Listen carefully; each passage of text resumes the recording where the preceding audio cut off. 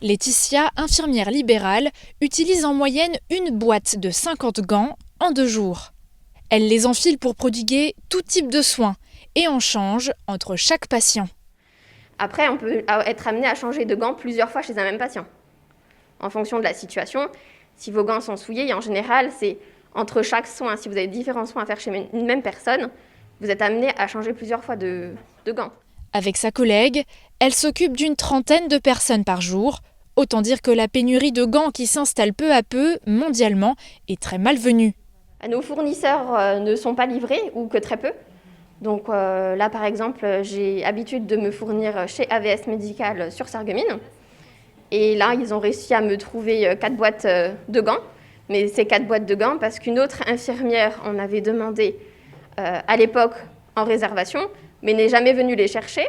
La demande est plus forte que l'offre. Les distributeurs ont du mal à se fournir en gants en latex, vinyle et nitrile.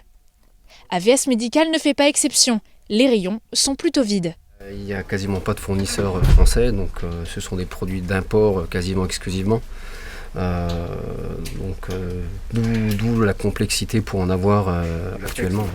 La rareté du produit entraîne aussi la hausse de son prix. On n'impacte pas forcément le coût d'achat qui a triplé voire quadruplé sur certaines références. Sinon les prix flamberaient encore plus, ou les prix seraient vraiment trop exorbitants. Donc on essaye de limiter la hausse un maximum.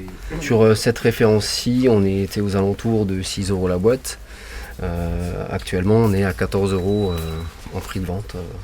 Une tarification spécifique pour le personnel soignant, le prix est un peu plus cher pour les particuliers.